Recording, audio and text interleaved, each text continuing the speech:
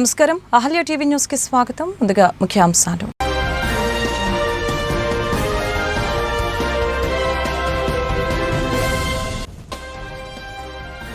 మహిళలు అన్ని రంగాల్లో రాణించాలని, మంచి ఉపాధి అవకాశాలు కల్పించాలని ప్రభుత్వం కృషి చేస్తుందని విజయవాడ పార్లమెంటు సభ్యులు కేశినేని శివనాథ్ వెల్లడి.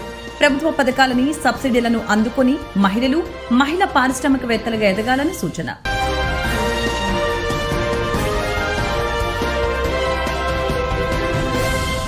దేశంలోని మత సంస్థలన్నిటిపైన బీజేపీ పెత్తనం చలాయించేందుకే ఈ రాజ్యాంగ విరుద్ధమైన వక్ఫ్ బిల్లుని ముందుకు తీసుకువచ్చిందని సిపిఐ రాష్ట్ర కార్యదర్శి కె రామకృష్ణ వెల్లడి.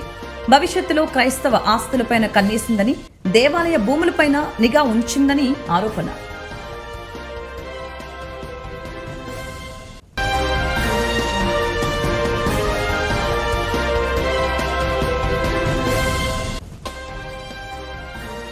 అప్పు చేసే పప్పుకూడు అన్న సామెతలా కాకుండా సంపద సృష్టించి సంక్షేమ కార్యక్రమాలను చేయాలన్న లక్ష్యంతో సీఎం చంద్రబాబు పరిపాలన సాగుతుందని తూర్పు నియోజకవర్గ ఎమ్మెల్యే గద్దె రామ్మోహన్ వెల్లడి. భారతదేశ వృద్ధి రేటులో మన రాష్ట్రం 2వ స్థానంలో ఉందని భారత గణాంకాలు వెల్లడించాయని వ్యాఖ్య. ప్రతి సోమవారం ఎస్పీ కార్యాలయంలో నిర్వహించే ప్రజా సమస్యల పరిష్కార వేదికకి బాధితులు భారీగా తరలివచ్చారు.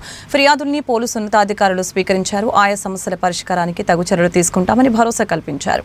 అలాగని తనకు గుండె జబ్బని, క్యాన్సర్తో చనిపోయిందని, వేరే మహిళను పెళ్లి చేసుకుని విడాకులు ఇవ్వాలంటూ తన భర్త దివి ప్రభాకర్ రావు బెదిరిస్తున్నారని భార్య ఉమాలక్ష్మి ఫిర్యాదు చేశారు. ప్రభుత్వ టీచర్గా పనిచేస్తూ తనని అన్యాయం చేశాడని, తనకి న్యాయం చేయాలని కోరారు. ప్రతి సోమవారం ఎస్పీ కార్యాలయంలో నిర్వహించే ప్రజా సమస్యల పరిష్కార వేదికకు బాధితులు భారీగా తరలివచ్చారు. ఫిర్యాదుల్ని పోలీసు ఉన్నతాధికారులు స్వీకరించారు. ఆయా సమస్యల పరిష్కారానికి తగు చర్యలు తీసుకుంటామని భరోసా ఇచ్చారు.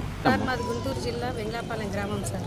మాది వచ్చేసి కోనేరు దగ్గర 66 సెంట్లు రిజిస్టర్ భూమి ఉంది. దాని పక్కన 15 సెంట్లు మాది పోరంబోక్ స్థలం ఉంది సార్. దానికి ఆనుకొని మున్సిపాలిటీ కాంపౌండ్ పక్కన ఉంది సార్. దానికి మేము ఆ కాంపౌండ్లోకి మేము వెళ్ళలేదు. మా 15 సెంట్ల భూమిలో మేము మామూలుగా హద్దురాళ్ళు వేసుకుంటే ఈలోపు మేము అమ్మింది జయమనోహర్ రెడ్డికి, మెట్టు జయమనోహర్ రెడ్డికి మేము అమ్మాము. మా వాళ్ళు అమ్మారు, 2006లో అమ్మారు. తర్వాత వచ్చేసి అతను ఇంటూరి అంజిరెడ్డికి అమ్మాడు సార్.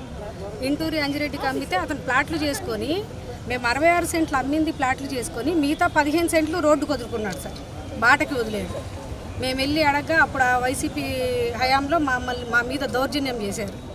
ఆ క్రేన్ అతనికి వార్నింగ్ ఇచ్చి, అతను చెట్లు తీయకుండా వార్నింగ్ ఇచ్చి పంపించేశారు.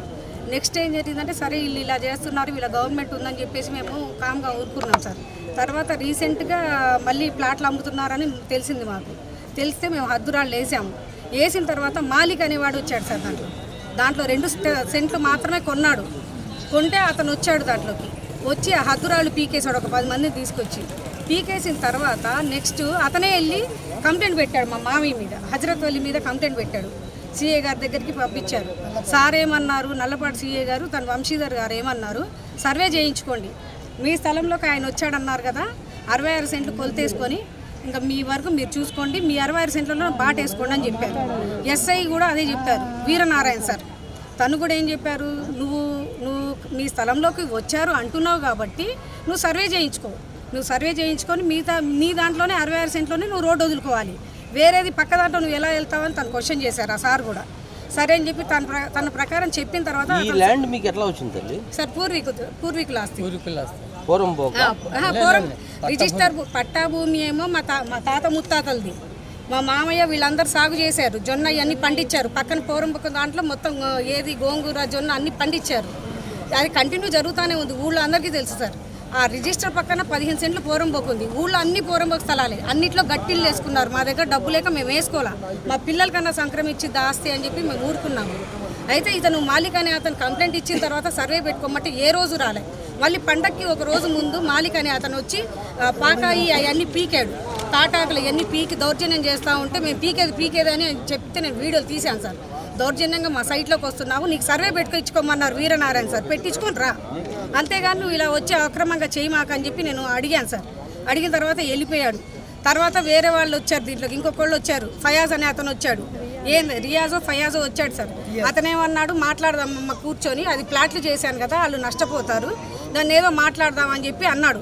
మాట్లాడదామన్నారు. ఆ రోజు వెళ్ళి మాట్లాడాము. నెక్స్ట్ ఏం కుమ్మక్కైందో తెలియదు సార్. మున్సిపాలిటీ బౌండరీ పక్కన ఉంది, లోపలికి జరిగింది, మాకు లెటర్ వచ్చిందని చెప్పేసి అప్పుడప్పుడు మున్సిపాలిటీ వాళ్ళని పిలిపించి ఈ ఫయాజ్ అనేవాడు పాకాలు బిక్కిచ్చేశాడు. రియాజ్ అనేవాడు. పోలీసు వాళ్ళు వాళ్ళందరూ మున్సిపాలిటీ వాళ్ళు పులి శ్రీనివాసులు తను అంతకుముందు సర్వే చేయించినప్పుడు లాస్ట్కు ఉంది బౌండరీ. ఇప్పుడు ఒక రోజుకే ఎలా జరిగిద్ది? మాకు మాత్రం అది రాత్రికే మాకు అట్లా చేసేసారు. మేము వాళ్ళ కాంపౌండ్లోకి వెళ్ళలేదు సార్. మా తప్పు ఉంటే మున్సిపాలిటీ స్థలం ఉంటే వాళ్ళు అక్కడ వరకు బౌండరీ వేసుకోమని వాళ్ళు చేశారు. పోలీసులు కూడా 10 మంది 20 మంది వచ్చారు సార్.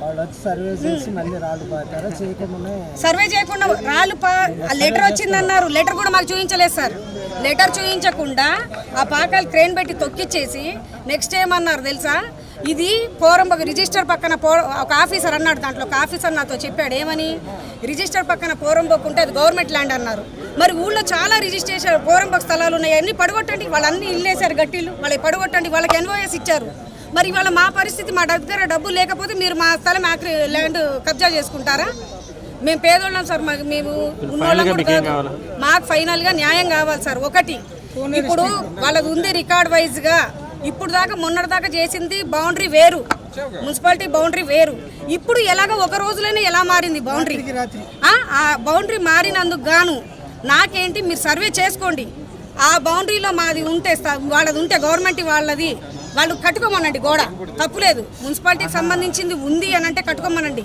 ఇన్ని సంవత్సరాల నుంచి లేనిది ఇప్పుడు కుమ్మక్కయ్యి మా మీద మాతో సపోర్ట్గా ఉన్నట్టే ఉండి మా వెనకాల ఇంకో విధంగా చేస్తున్నారు. మాకు మాత్రం న్యాయం చేయాలి. ఈరోజు ఉదయం శ్రీరామనవమి పండుగ సందర్భంగా పురస్కరించుకొని గుంటూరు నగరంలో నిర్వహించిన శ్రీరాముని శోభాయాత్ర ఘనంగా జరిగింది. కార్యక్రమానికి బృందావన్ గార్డెన్స్ నందు మొదలై బస్టాండ్ వరకు కొనసాగింది. కార్యక్రమంలో గుంటూరు తూర్పు నియోజకవర్గ భారతీయ జనతా పార్టీ సమన్వయకర్త మరియు Ahalya trust chairman doctor Shanakkayala Umashankar గారు మరియు అహల్య ట్రస్ట్ డైరెక్టర్ మరియు తెలుగుదేశం పార్టీ మహిళా నాయకురాలు డాక్టర్ శనక్కాయల రాజకుమారి గారు యాత్రలో పాల్గొన్నారు. వీధి కుక్కల నియంత్రణకి పటిష్టమైన చర్యలు తీసుకుంటామని ఆదివారం ఇద్వా నగర్లో వీధి కుక్కల కాటికి మృతి చెందిన బాలుడు ఐజాక్ కుటుంబానికి తోడ్పాటు అందించేలా కేంద్ర మంత్రివర్యులు డాక్టర్ పెమ్మసాని చంద్రశేఖర్, శాసనసభ్యులు డాక్టర్ బూల రామాంజనేయులు స్థానిక ప్రజా ప్రతినిధుల ద్వారా ప్రభుత్వం దృష్టికి తీసుకువెళ్లామని నగర కమిషనర్ పులి శ్రీనివాసులు ఐఏఎస్ తెలిపారు. ఆదివారం ఘటన గురించి తెలిసిన వెంటనే హుటాహుటిన జిల్లా ప్రభుత్వ వైద్యశాలలో మృతి చెందిన బాలుని తల్లిదండ్రులు రాణి నాగరాజుల్ని పరామర్శించారు.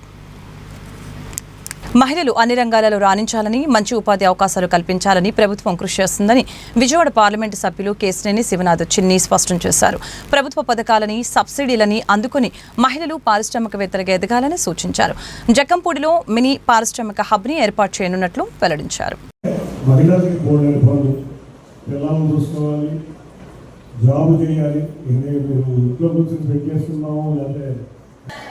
డెఫినెట్గా నిలబడాలి. ఎవరి మీద మీరు ఆధారపడద్దు.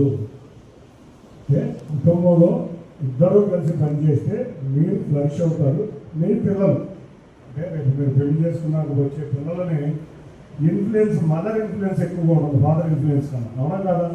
మీ అందరికీ మీ మదర్ మీద ఇన్ఫ్లుయెన్స్ ఎక్కువ ఉంటుందా, ఫాదర్ ఎక్కువ ఉంటుందా? ఆడపిల్లలేమో ఫాదర్ని వస్తారు, కానీ ఇన్ఫ్లుయెన్స్ మాత్రం మదర్ మీదే ఉంటుంది. అవునా కదా? కాబట్టి అట్లాగే మీ ఇన్ఫ్లుయెన్స్ ద్వారా మనం రేపు రాబోయే కాలంలో మీరు ఒక గుడ్ సిటిజన్స్గా, చక్కటి ఎంటర్ప్రెనర్గా డెవలప్ అవ్వాలని మా అందరికి కోరిక. అందుకే నేను ఏమన్నానంటే, ఒక అవుట్గోయింగ్ బ్యాచ్ ఎవరైతే ఉన్నారో వాళ్ళతో ఇంటరాక్టివ్ సెక్షన్ మాట్లాడదాం, మీ డౌట్స్ కూడా ఉంటాయి చాలా అని మేము ప్రోగ్రామ్ లాగా పెట్టాం. గుడ్. విజయవాడ మీరందరూ చూస్తే చాలామంది లేడీ ఎంటర్ప్రెనర్ ప్రొడ్యూస్ చేసింది, కానీ ఆ రోజు ఎంతోమంది ఎంటర్ప్రెనర్కి అవకాశాలు లేక హైదరాబాద్లోనూ, యుఎస్లోనూ, లేకపోతే మద్రాసులోనూ ఇటువంటి రకరకాల ప్రాంతాలలో పరిశ్రమలు నడిపిస్తున్నారు. దీనికి ఎగ్జాంపుల్ ఏంటంటే, ఎలిప్ అని హైదరాబాద్లో ఎప్పుడైనా ఆర్గనైజేషన్ ఆ రోజు ఏంటంటే ఆయన ఉద్దేశం ఎక్కువగా లేడీ ఎంటర్ప్రెనర్ తయారు చేయాలనే కోరికతో తయారు చేసిన సంస్థ. మొన్న ఆ ఎలిప్ వాళ్ళు విజయవాడ సిటీలో 3 రోజులు వర్క్షాప్ పెట్టారు. నన్ను కూడా గెస్ట్గా పిలిచారు. అమ్మాయి చంద్రబాబు నాయుడు గారు కూడా ఉన్నారు. ఆ ఎలిప్ సంస్థలో ఉన్న అందరూ కూడా దాదాపు వాళ్ళ మెంబర్స్ 1200 పైన ఉన్నారు. 1200లో ఎవరి కాళ్ళు ఒక ఎంటర్ప్రెనర్. ఒక్కొక్కరి టర్నోవర్ ఎంతో తెలుసా? ఒకవేళ టర్నోవర్ అయితే 2500 crores చేస్తాం. అర్థం ఎవరు చూసినా మేము 100 crores టర్నోవర్స్తో ఇవాళ అంతమంది ఎంటర్ప్రెనర్లు డెవలప్ అయ్యారు. వాళ్ళు చూస్తుంటే చాలా ముచ్చటేస్తుంది. దీనికి సంబంధంగానే మేము కూడా జక్కంపూడిలో, విజయవాడ జక్కంపూడి ఐడియా ఉంది మీ అందరికీ, గొల్లపూడి దగ్గర జక్కంపూడి ఉంది.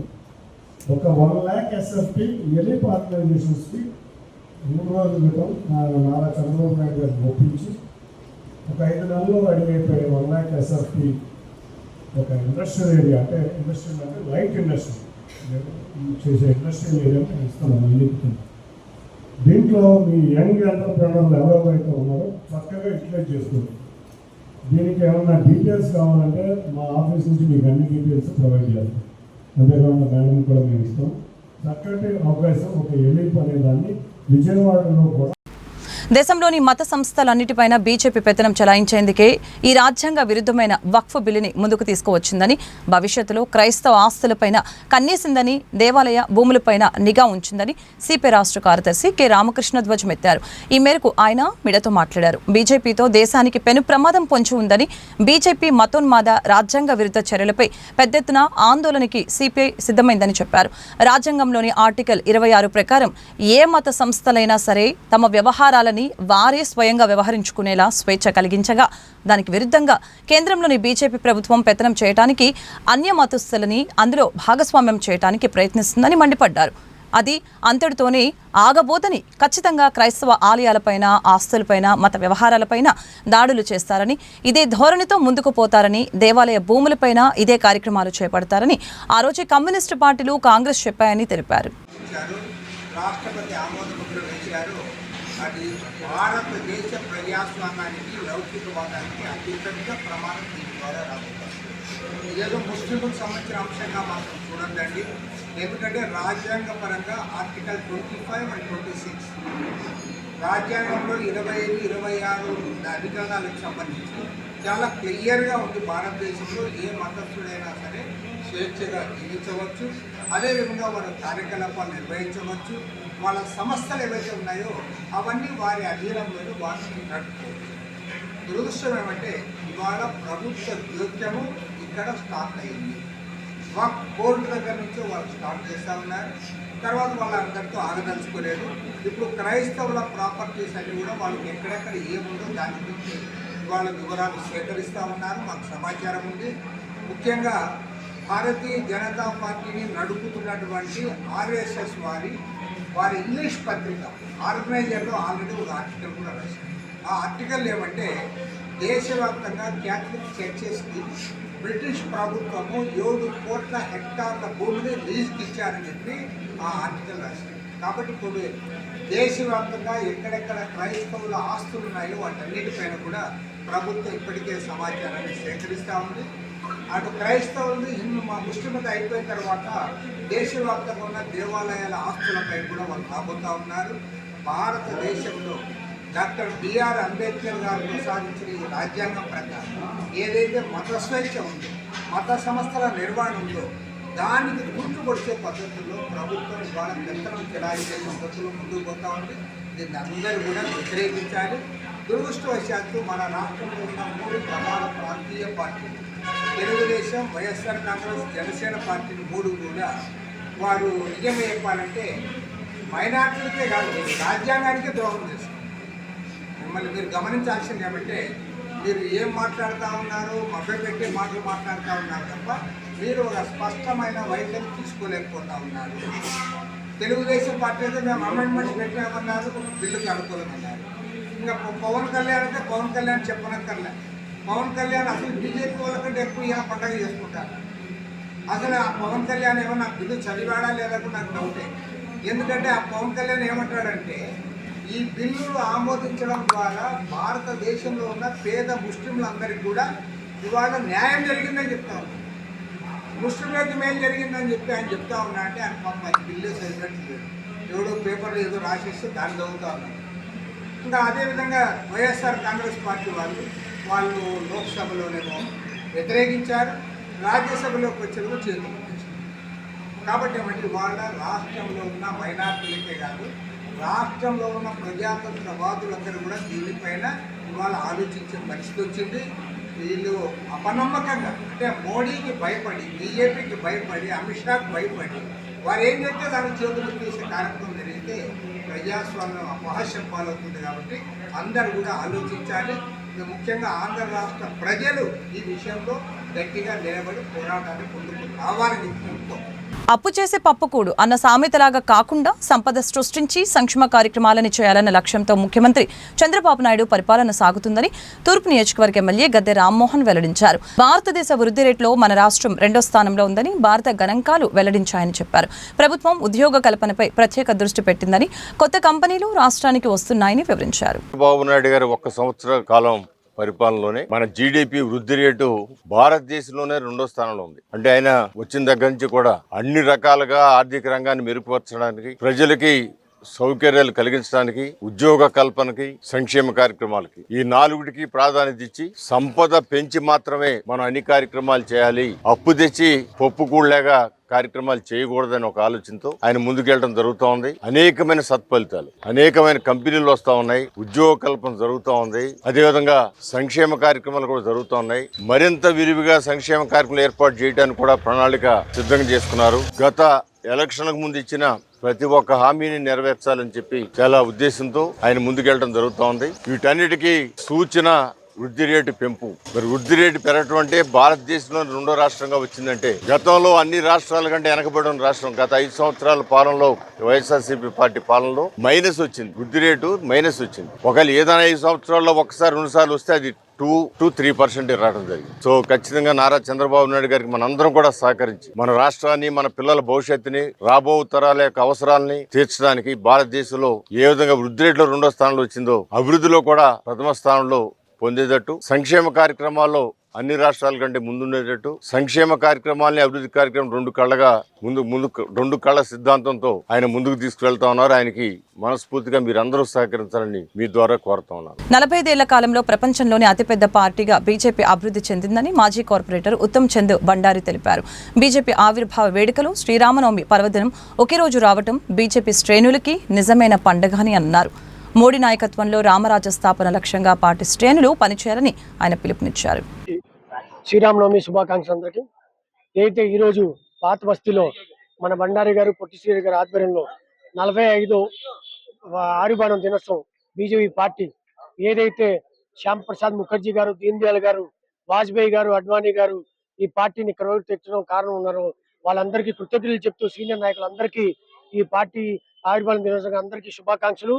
వికసిత భారత్ కింద ఏదైతే మోదీ గారు ముందుకు వెళ్తున్నారో మీరందరూ ప్రజలు కూడా దాన్ని సహకరిస్తున్నారు. అందరికీ ధన్యవాదాలు, థ్యాంక్ యూ, శుభాకాంక్షలు అందరికీ.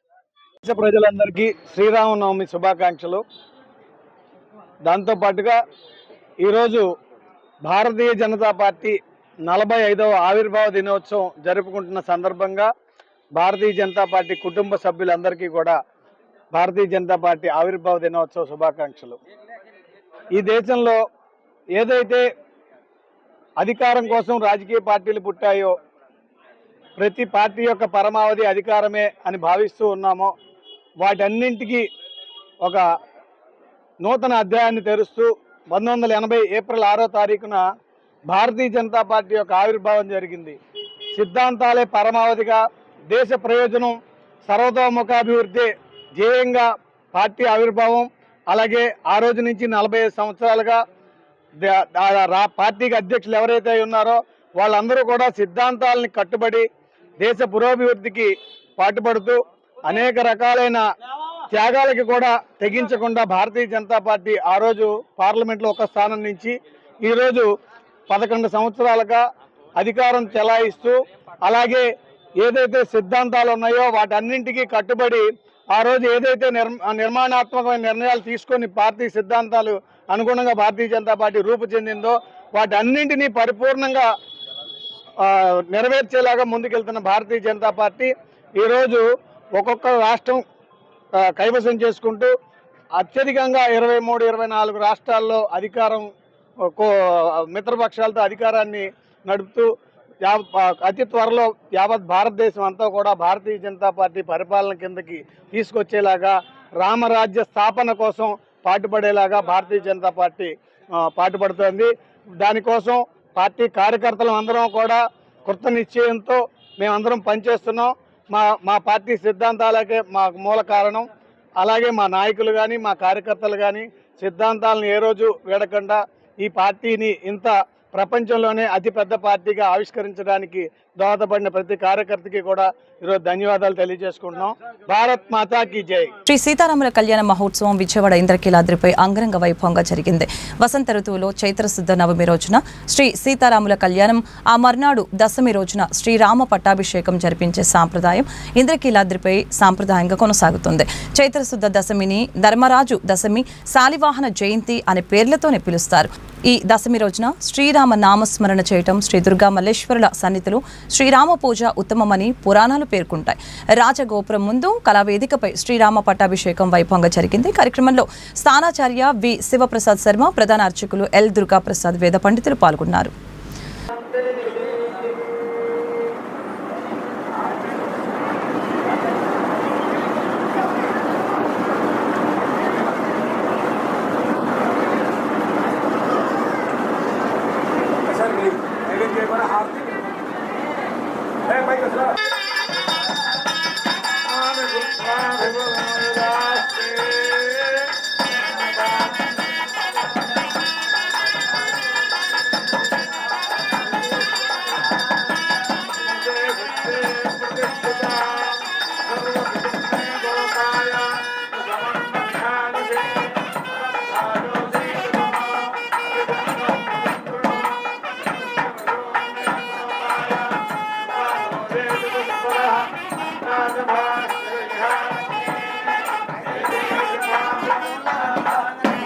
रामचंद्र प्रभु की जय, राजा रामचंद्र प्रभु की जय, जय श्री राम श्री राम।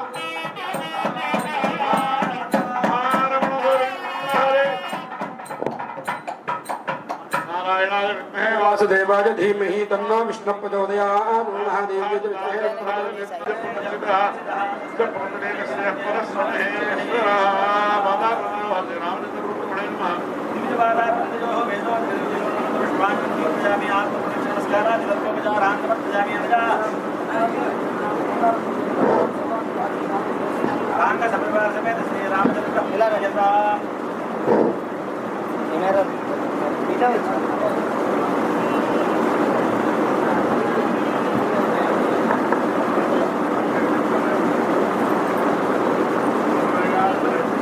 మాజీ మంత్రి వడ్డే శోభనాద్రీశ్వరరావు రచించిన రాష్ట్ర ప్రభుత్వ పథకాలలో ప్రాధాన్యతలలో సవరణ ఆవశ్యకతలపై సీఎం చంద్రబాబుకి వడ్డే బహిరంగ లేఖ. పుస్తకాన్ని అందరూ చదవాలని సినీ నటుడు, సామాజికవేత్త ఆర్ నారాయణమూర్తి కోరారు. ఈ సందర్భంగా గాంధీనగర్ ప్రెస్ క్లబ్ నందు ఆయన పుస్తక ఆవిష్కరణ కార్యక్రమంలో పాల్గొన్నారు. ఈ సందర్భంగా ఆయన మాట్లాడారు. మాజీ మంత్రి వడ్డే శోభనాద్రీశ్వరరావు రైతులకి చేసిన సేవలను కొనియాడారు. రాష్ట్ర ప్రజలు బాగుండాలంటే ఈ పుస్తకాన్ని వెలుగులోకి తీసుకొని రావాలని తెలియజేశారు. రాజ్యాంగం రచించిన అంబేద్కర్ రాష్ట్ర ప్రయోజనాల కోసం ఎంత కృషి చేశారని, రాష్ట్రాలు బాగుంటేనే కేంద్ర పనితీరు బాగుంటుందని వివరించారు. అనంతరం మాజీ మంత్రి వడ్డే శోభనాద్రీశ్వరరావు మాట్లాడారు. రాష్ట్ర ప్రయోజనాల కోసం ముఖ్యమంత్రి చంద్రబాబు ప్రభుత్వ పథకాలను సవరణలు చేయాలని కోరారు. ఈవేళ ఈ పుస్తకం రాష్ట్ర ప్రభుత్వ పథకాలలో ప్రాధాన్యతతో సవరణ ఆవశ్యకతపై సీఎం చంద్రబాబుకు వడ్డే బహిరంగ లేఖ అనే పుస్తకాన్ని ఆ పెద్దయిన ఆ మహానుభావుడు రాసి నాతో ఆవిష్కరింపజేయడం అనేది నా జన్మ ధన్యంగా భావిస్తున్నాను. అంత పెద్దయిన నాకు అంత గొప్ప క్రెడిబిలిటీ ఇచ్చాడు ఆయన. ఆయనకి సభాముఖంగా నేను చేసుకుని దండం పెడుతున్నాను. మిత్రులరా, నేను కాలేజీ డేస్లో చదువుకునేటప్పుడు చిన్నప్పటి నుంచి ప్రజల సమస్యల కోసం ఇలాగే పెద్దలు ఎవరైతే పనిచేస్తున్నారో వాళ్ళ స్ఫూర్తితో నేను ఉద్యమాలు చేస్తూ అలా వస్తున్నవాడిని. ఆ దశలో ఆంధ్రప్రదేశ్లో ఒక వడ్డే శోభనాద్రీశ్వరరావు ఒక పెద్ద రైతు నాయకుడు, పెద్ద పేరు విన్నాయి. యలమంచి శివాజీ గారి పేరు విన్నా, అంతకుముందే ఈవిడ గురువు గారు చరణ్ సింగ్ గారి పేరు విన్నా, రంగా గారి పేరు విన్నా. ఇలాంటి మహామహుల పేరు వింటూ వడ్డే శోభనాద్రీశ్వరరావు నుంచి చూసి, అరే ఈ పెద్దయినా ఇంత పెద్దయినా ఎంత గొప్ప రైతు నాయకుడు, ఎంత తాపత్రయపడుతున్నాడు, ఎంత తప్పని పడుతున్నాడు, రైతు కోసం ఎంత ఫైట్ చేస్తున్నాడు అని నిజంగా ముచ్చటపడ్డానండి. ఫంక్షన్లో ఆయన కలిసా, దండం పెట్టా, ఎన్నాళ్ళకైంది సార్ మిమ్మల్ని చూసే బాధ్యత కలిగిందని. ఆ మహానుభావుడు ఎన్టీ రామారావు కూడా అంటే మహా ఇష్టం. బికాస్ టువర్డ్స్ పీపుల్ ముఖ్యంగా టువర్డ్స్ రైతాంగం. ఆయన థాట్స్ కానీ, ఆయన ఆలోచన విధానం కానీ, ఆయన కార్యాచరణ కానీ అన్ని తెలుసుకున్న ఎన్టీ రామారావు గారు పిలిచి మరి బ్రదర్ మీరు వ్యవసాయ శాఖ మంత్రిగా ఉండండి అని చెప్పి ఆయన వ్యవసాయ శాఖ మంత్రి ఎన్టీ రామారావు గారు. That is the greatness of పుట్టే శోభనాథ్ గారు. పార్లమెంట్ ఎంపీ అక్కడ తెలుగుదేశం పార్టీ ఎంపీ నాయకుడిగా అయ్యాడు. అక్కడ వాయిస్ ఇప్పించాడు, అక్కడ దేశం గురించి మొత్తం సమస్య చెప్పాడు. ఇలా చేసిన అయినా అనేక యుద్ధాల్లో పాల్గొంటూ రైతు ఉద్యమాలు ఎక్కడ జరుగుతుంటారు పాల్గొంటూ ఏ పార్టీ కావచ్చు ఆయన సూచనలు, సలహాలు, విమర్శలు చేస్తూ ఇప్పుడు ఆఫ్టర్ 80 years తర్వాత కూడా ఇంకా చిన్నపిల్లాడ మొదట్లో ఏ విధంగా పరితపించాడు, ఏం చేసాడు ఆయన అలాగే ఇదిగో రాష్ట్ర ప్రభుత్వాలు ఇలా ఉండండి అని సూచనలు చేస్తూ ఇది ఇలా ఉంటే బాగుంటుంది, ఇలా చేయలేదు మీరు ఇంకా ఇలా చేస్తే బాగుంటుంది, చదవండి అని చెప్తూ ఒక ఆదేశ సూత్రాలలాగా గవర్నమెంట్ పెట్టుకున్న IAS IPS ఆఫీసర్లు కేవలం వాళ్ళు చదువుకొని వచ్చారు. వీళ్ళు ఏమైనా నేను తగ్గించిన కించపరిచిట్లా వాళ్ళు చదువుకొని పాస్ అయ్యి బాగా వచ్చారు. బట్ ప్రాక్టికల్ లైఫ్లో ఉన్నవాడు practical life is most important. కాబట్టి వాళ్ళ రాష్ట్రంలో ఏముండాలి, ఏమున్నాయి, ఎలాగున్నాయి, దానికి ఏం చేస్తే బాగుంటుంది అనే గొప్ప మెసేజ్ని ప్రభుత్వం సీఎం గారు కూర్చొని అనేక మంది IASలు IPS గొప్ప గొప్ప నాయకులు పెట్టుకుని కూర్చొని ఆయన చర్చించి ఏం చేస్తారో ఒక బడ్జెట్ని ప్రవేశపెట్టేటప్పుడు కానీ ఇంకా రాష్ట్రంలో ఏం చేయాలో ఇంకా ఏం మిగిలిపోయి ఇంకేలా చేస్తే బాగుంటుంది అనే ఆలోచన దృక్పథం వచ్చినప్పుడు కానీ పుట్టే శోభనాథ్ గారి పుస్తకం చదివితే నిజంగా చంద్రబాబు నాయుడు గారికి గొప్ప సూచన ఇది. నిజంగా రాష్ట్రానికి మామూలు లేదు. కేవలం ఒక కృష్ణా జిల్లాలో ఇదే కాదు, మొత్తం ఆంధ్రప్రదేశ్, ఒక కోస్తాంధ్రే కాదు, రాయలసీమ కాదు, ఉత్తరాంధ్ర కాదు, మొత్తం సమస్త ఆంధ్రప్రదేశ్కి చెందిన పుస్తకం ఇది. గొప్ప పుస్తకం ఇచ్చే మాన్యుమెంట్. It's like 10 commandments. ఇంత గొప్ప సూత్రాల పుస్తకాన్ని నిజంగా చంద్రబాబు నాయుడు గారు ఆయన సీఎం గారు చాలా బిజీగా ఉంటారు. ఆయన ఎట్టి పరిస్థితుల్లో చదవడం కష్టమే, ఇంపాసిబుల్. ప్రముఖులందరికీ ఇచ్చి చదవండి, మన ఇప్పటివరకు ఏం చేసాం, ఇంకా ఏం చెయ్యాలి. శోభనాథేశ్వరి ఎన్ని రంగాలు కేవలం ఆయన రైతు పక్షపాతి అనుకున్నాం. కేవలం ఇందులో ఈయన రైతు పక్షపాతి కాదు. ఈ సినిమా, ఈ పుస్తకం ద్వారా ఈయన ప్రజల పక్షపాతి. కేవలం రైతు రంగమే కాదు, అన్ని రంగాల్ని టచ్ చేసేది. అన్ని రంగాలు ఏది వదల్లా. Is IAS, is IPS, is engineer, is doctor, is education, is what not each and everything. So salute to ఒకే శోభనాథ్ గారు. సో ఈ దశలో చంద్రబాబు నాయుడు గారిని మనస్ఫూర్తిగా నేను సభాముఖంగా విజ్ఞప్తి చేస్తున్నా. మీ యొక్క మినిస్టర్లకు కానీ, వ్యవసాయ శాఖ మంత్రులు, ఆల్ సెక్టర్ మినిస్టర్లకు కానీ, అలాగే IAS IPS ఆఫీసర్లకు కానీ అందరికి కూడా ఈ కాపీలు ఇచ్చి ఒకసారి చదవండి, స్టడీ చేయండి, అండర్లైన్ చేయండి. ఇంకా మనం ఏం చేస్తే బాగుంటుంది, ఎలా చేస్తే బాగుంటుంది అని చేయాలని నేను సీఎం గారిని మనస్ఫూర్తిగా విజ్ఞప్తి చేస్తున్నా. వార్త ముగించే ముందు ముఖ్యాంశాలు మరొకసారి.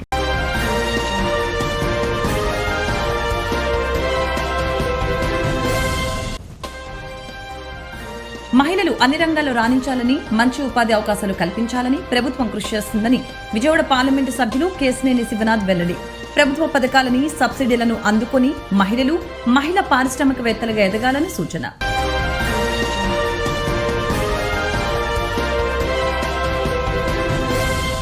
దేశంలోని మత సంస్థలన్నిటిపైన బీజేపీ పెత్తనం చలాయించేందుకే ఈ రాజ్యాంగ విరుద్ధమైన వక్ఫ్ బిల్లుని ముందుకు తీసుకువచ్చిందని సిపిఐ రాష్ట్ర కార్యదర్శి కె రామకృష్ణ వెల్లడి.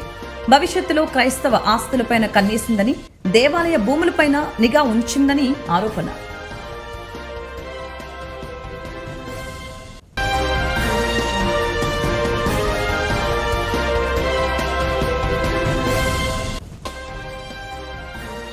అప్పు చేసే పప్పుకూడు అన్న సామెతలా కాకుండా సంపద సృష్టించి సంక్షేమ కార్యక్రమాలను చేయాలన్న లక్ష్యంతో సీఎం చంద్రబాబు పరిపాలన సాగుతుందని తూర్పు నియోజకవర్గ ఎమ్మెల్యే గద్దె రామ్మోహన్ వెల్లడి. భారతదేశ వృద్ధి రేటులో మన రాష్ట్రం 2వ స్థానంలో ఉందని భారత గణాంకాలు వెల్లడించాయని వ్యాఖ్య. ఈ వార్తలు ఇంతటితో సమాప్తం. మరొక బులెటిన్లో మళ్ళీ కలుద్దాం. నమస్కారం.